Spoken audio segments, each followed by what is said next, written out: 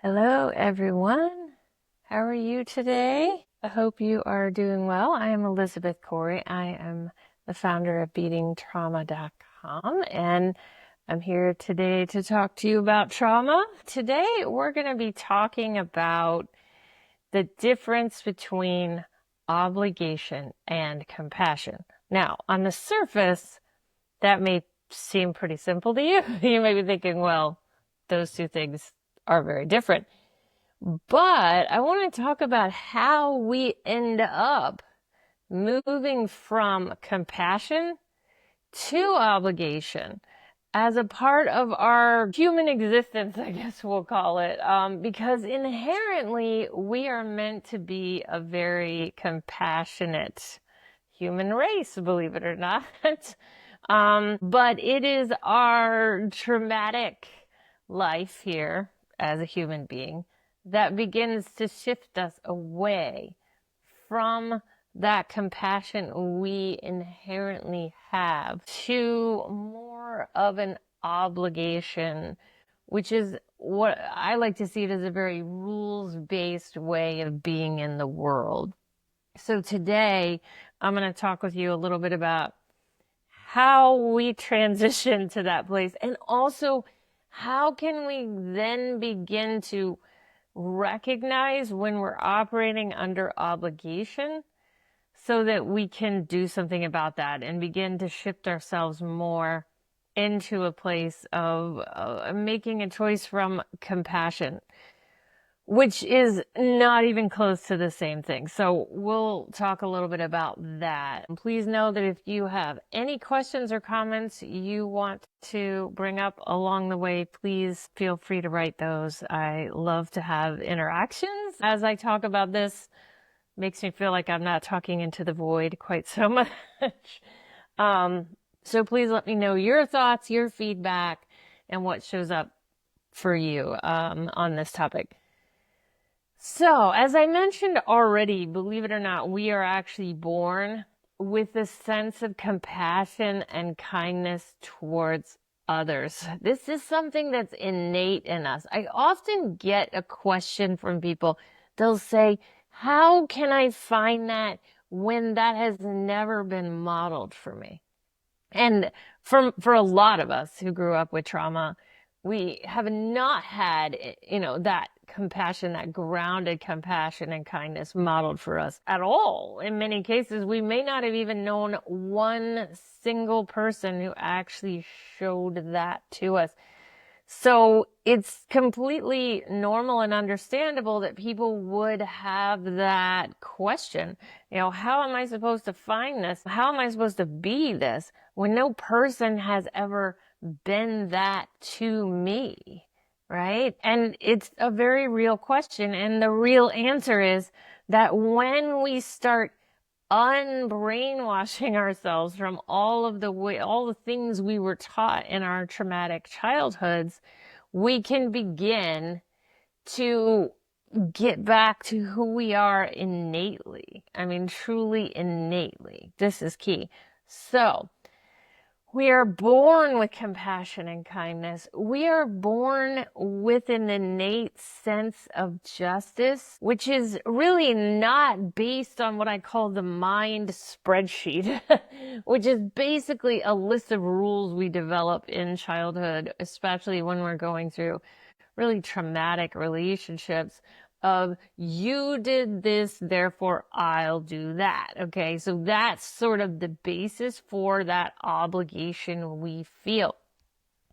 When we are born, we do not operate from that place. Obviously, when we're babies, we're not operating from much other than just trying to get our basic needs met. But if we were to develop normally and naturally without any significant traumatic relational trauma, we wouldn't necessarily move into this really obligatory space. The problem is that for human beings on this planet right now, we are operating mostly from the mind. And so when the mind takes over things that are inherent and live within the body and are more intuitive, and are a part of a sense of who we are when we're embodied, when the mind takes over because we can't live in the body anymore because of all that trauma, they have to copy that compassion. They have to find a way to mimic it. And this is what the mind does. The mind is a copycat. The mind imitates what's already been done. The mind is not where we get our most creative abilities. Simply, the mind is really just operating from previously developed things and then copying it, maybe shifting it or expanding it slightly. But in general, the mind is doing what's already been done. So what the mind does in this case is goes, okay, I'm going to keep this spreadsheet up here that keeps a tally of what everybody has done and what then I need to do in return. And if these get out of whack, one of us owes the other one, and it better not be me that owes anything, right? Because that's absolutely not okay. That's usually how that works. That is a replacement for the system we have within ourselves inherently that is compassionate and has a very balanced sense of justice. And by justice, I'm not speaking about the justice system. I'm talking about what's right in the world, like what is actually right, not just what we have written down in laws and that we have to prove in order for something to be right. I'm talking about really what's right, because inherently, when we're in that place of compassion, it isn't based on who's done what for us, so therefore we have to do for others. It is based on what is truly needed in the world and doing that regardless of what we've done for others and what others have done for us. At the same time, being able to take into account what we need to not erase ourselves in the process, which is something that is deeply missing from the obligation concept. Okay. And that's actually one of the things I want to focus on heavily today is why obligation, why the mind spreadsheet and the rules that we live by is actually very bad, right? So when we move away from that grounded, embodied compassion, that balance that we know inherently, we begin to operate in the world from obligation. But where do we learn that, right? Because I've already told you that we're not born with the mind spreadsheet telling us how to do obligation. We're born with this inherent compassion. So the adults in our lives when we are children will begin to take over that compassion by teaching us about obligation. Okay, so they teach us about obligation. It is, in a sense, an override.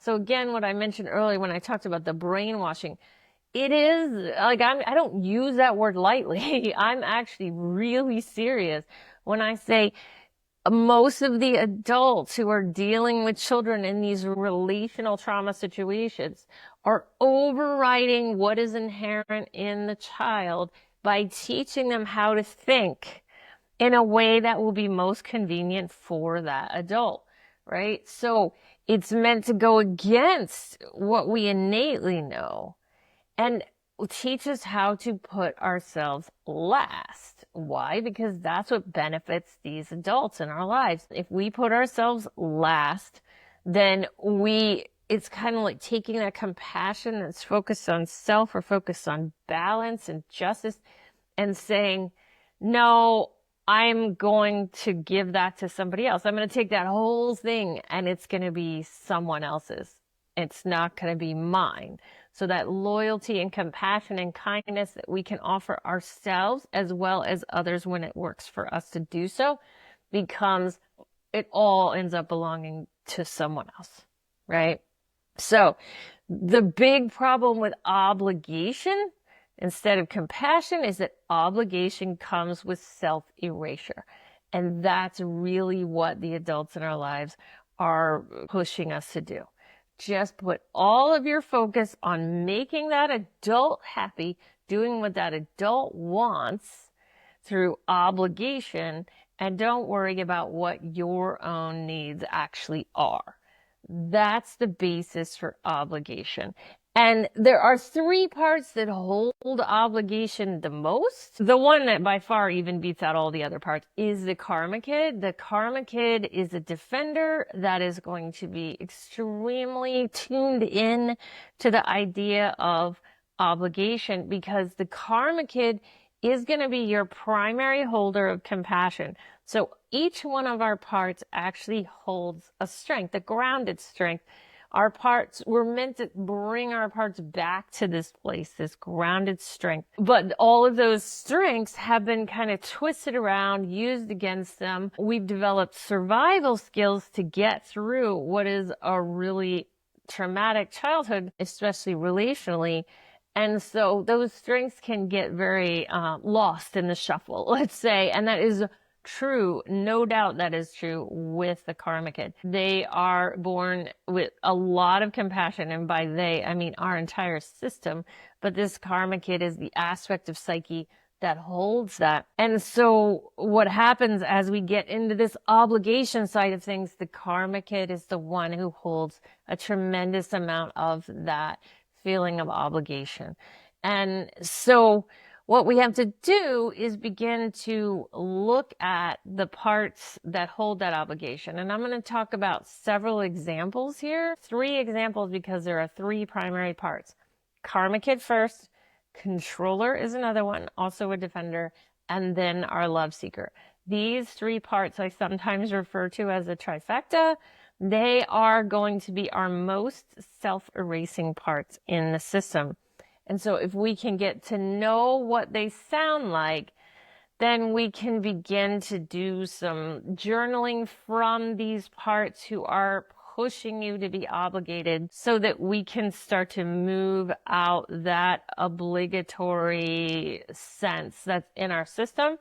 And we can begin to come back to, okay, wait, what do I need? Because I'll be honest, the only way we can truly get back to our most innate, compassionate, and kind self is by first turning the view onto self. Like, okay, what is it I have not been giving to myself? What is it that I have not been compassionate about in myself? A lot of times it's the emotions that we are suppressing. But of course there will be many other things as well. So what we have to do is turn that compassion, kindness back to self.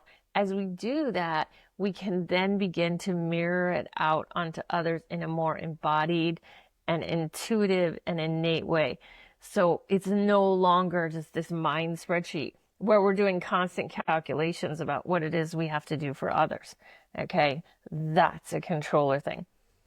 So let's talk about what these parts are going to sound like in our system when they are in that obligation mode. Okay, the first one is going to be, as I said earlier, the karma kid is going to be a big part when it comes to obligation.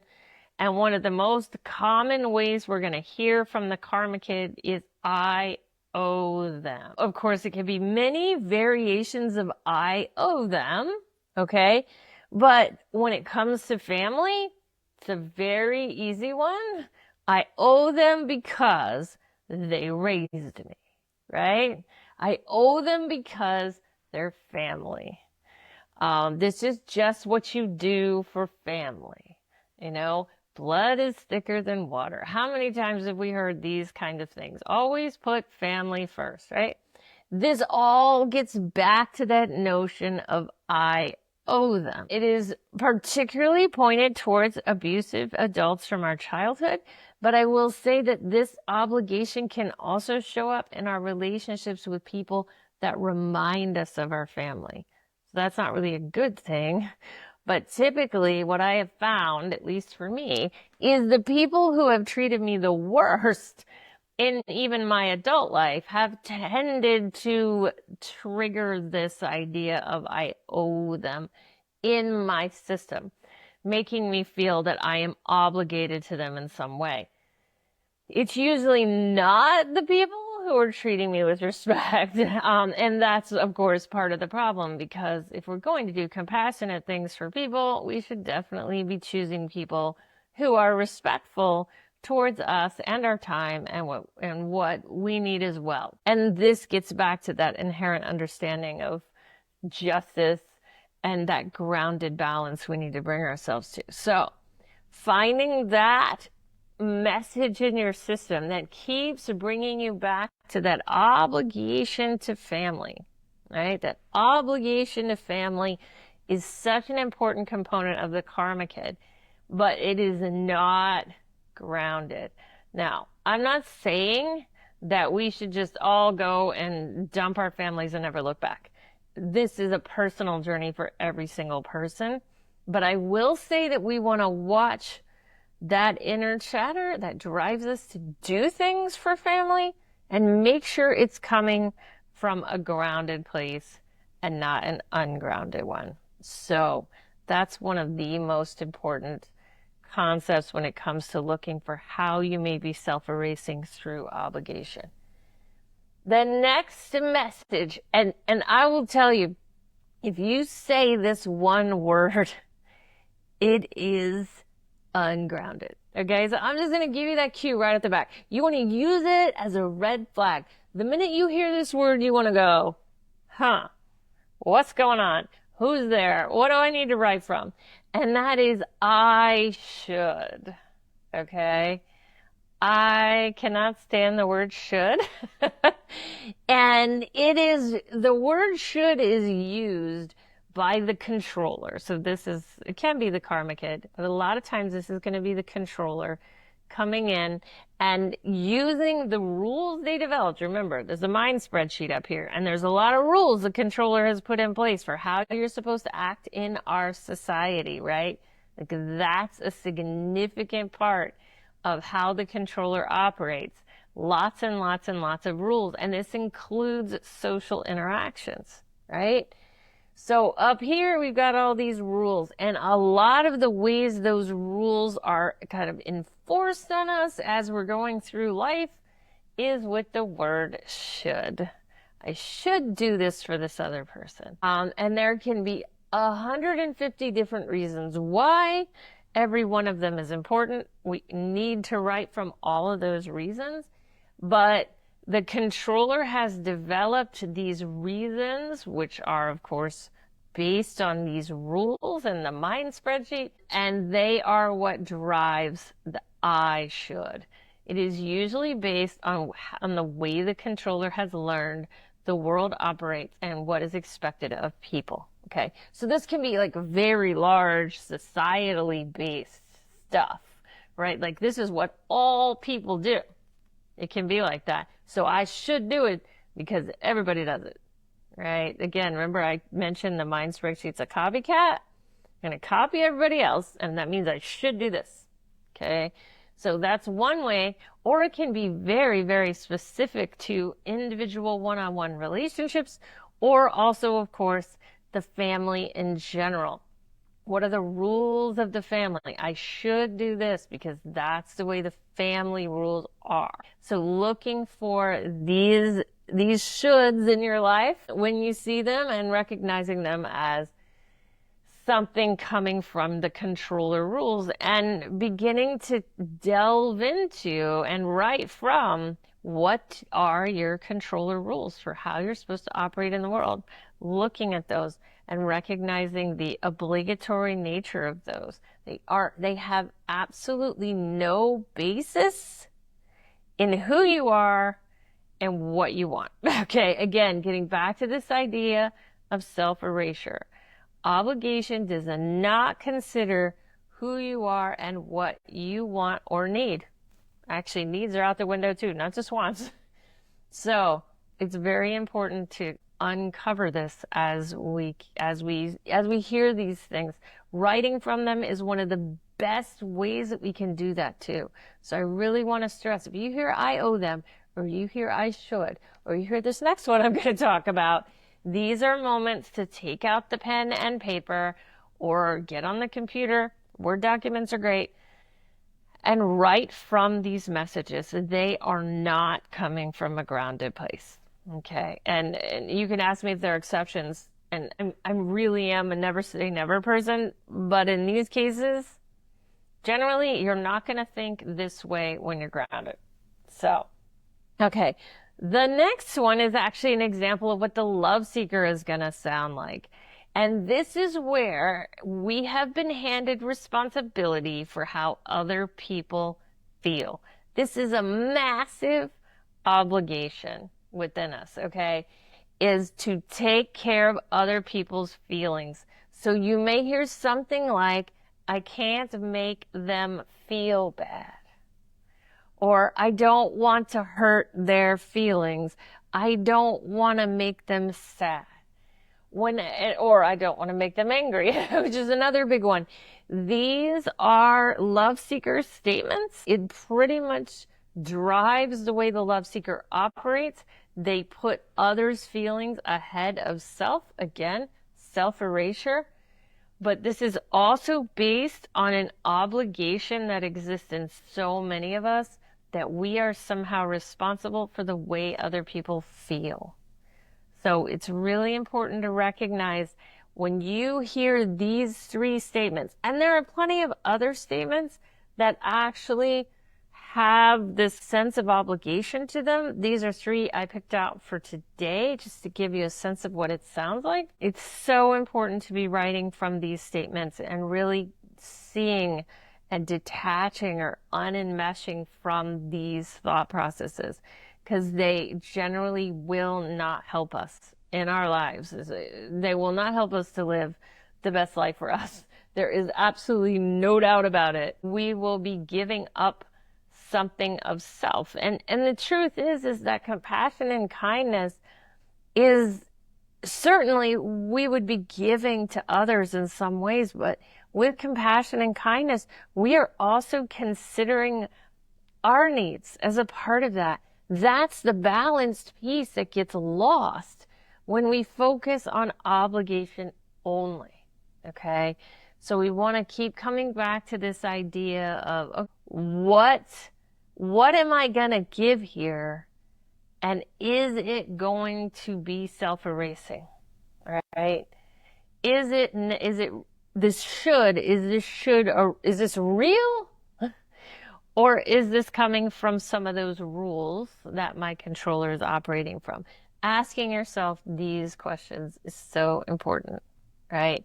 And remember that the reason we came to this self-erasing place is actually on purpose. The adults that were in our lives really wanted us to basically serve them and do what they wanted and be who they want us to be. And so this is what we learned. It's not by mistake. This didn't happen in any kind of accidental way, right? So I really want to stress that. This is how our compassion kind of gets flipped around on us and used against us.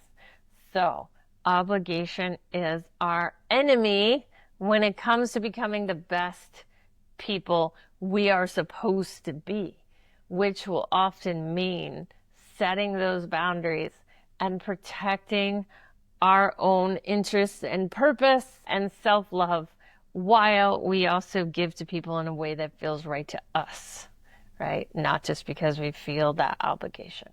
That's what I have for you today. Feel free to ask me any questions or make any comments about this topic. How have you seen this show up in your life? What are things you are doing from obligation that you really don't want to be doing? Please feel free to write those down, and those can be really great writing prompts too for you to take and work with as well. I just want to Bernadette asked a question. Can I ask, why does the body keep shutting down? Mine is bad these days. Sometimes can't talk, a lot going on. Typically when the body is shutting down, it's because the defenders are really, really intense in our system, and there's a battle that's going on. And the battle, because the body has our answers, the body has what we know intuitively, what we know innately. And so those defenders, probably a lot of times those same defenders that are yelling about obligation at us, are trying to block what the body is trying to tell us. The body has the truth. So when the body is shutting down, it's because the battle between the body and the defenders is very, very strong. So what can help with that is writing from those defenders. We want to be releasing what those defenders are saying to us, so that we can come back to what the body needs to tell us.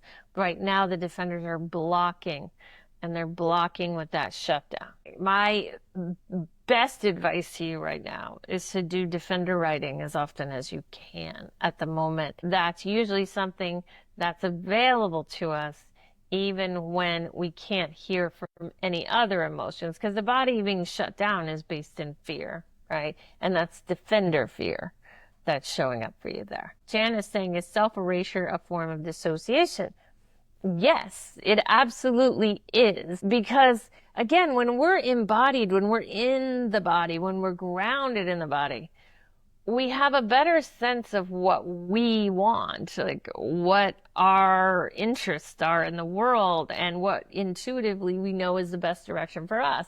So in order to be self-erasing, we must be dissociating. And so I guess maybe I would say that self-erasure is a symptom of dissociation. Maybe that's the best way to describe it, actually, because dissociation facilitates self-erasure. Because if we're not connected with ourselves, if we're not connected to the body, then we don't know what we want. And I hear that all the time, by the way. It's probably one of the most common complaints I hear from my clients is, I don't know what I want. And I'm like, I know.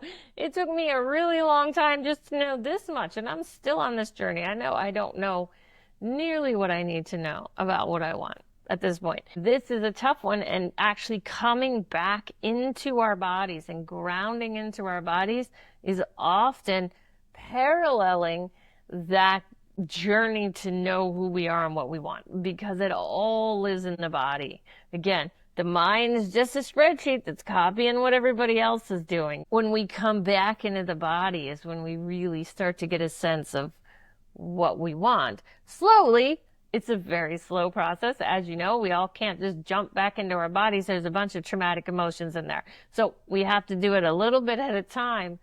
But as we do it, we also begin to get communication. Normally at first, the things that are being communicated to us sound a little scary because they were being blocked for a reason. But over time, we really start to connect with ourselves and what we want. And it drives a whole new sense of balance in our lives and moves us out of that self-erasure. Definitely. So thank you for that question. So that's what I have for you today. I hope this was helpful. I know sometimes these concepts can get a little complex and confusing, but just think of obligation as a very twisted, mind-based form of compassion. It's almost like we're trying to think our way to a fake compassion because we can't find the original, right? It's well-meaning, but in the process, we lose ourselves. So keep working at those writing prompts, those quotes, those I owe them, I should, I don't want to make them feel bad. That stuff is going to help you reach those self-erasing parts that want you to stay in service to others at your own expense. Thank you all so much.